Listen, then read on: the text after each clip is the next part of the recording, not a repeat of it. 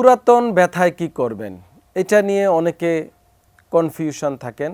পুরাতন ব্যথা বেদনা হলে আমরা ঘরোয়া কি চিকিৎসা নিতে পারি, বা পুরাতন ব্যথাজনিত সমস্যায় অনেকেই আমাদের ভুগে থাকেন, যারা আমাদের সিনিয়র সিটিজেন আছেন, বয়স্ক বাবা মা বা চাচা চাচি বা বয়স্ক যারা আছেন, তারা বাসায় এই পুরাতন ব্যথায় ভুগে থাকেন।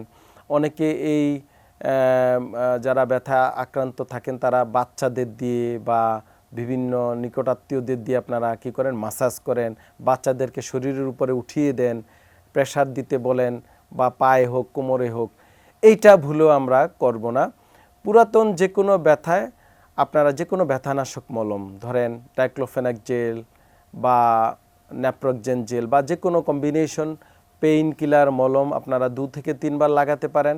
পুরাতন ব্যথায় গরম শেক, কুসুম গরম শেক, হট ওয়াটার ব্যাগ বা হিটিং প্যাড যে কোনোভাবে খুবই উপকারে আসে, সেটা আপনারা দিতে পারেন। পুরাতন ব্যথার ক্ষেত্রে সূর্যের আলো খুবই ইম্পর্ট্যান্ট, মানে হিট, গরম শেক যে কোনোভাবে, ধরেন রোদ, এটা খুবই আমাদের উপকারে আসে। আর পুরাতন ব্যথা বেদনায় বিভিন্ন প্রকার অ্যারোবিক এক্সারসাইজগুলো, যেমন সাঁতার কাটা খুবই ভালো উপকারে আসে, রেগুলার হাঁটার অভ্যাস করা রোদের মধ্যে খুবই ভালো উপকার আসে, এবং পর্যাপ্ত পানি খাওয়া খুবই ইম্পর্ট্যান্ট। হাইড্রেট থাকতে হয়, না হলে পুরাতন ব্যথা যেতে চায় না। পুরাতন ব্যথায় বিভিন্ন এক্সারসাইজ আছে যেগুলো আমরা বলি স্ট্রেসিং জাতীয় এক্সারসাইজগুলো, এগুলো অনেকাংশে অনেক ভালো কাজ করে। এবং আপনার লাইফস্টাইল মডিফিকেশন খুবই ইম্পর্ট্যান্ট।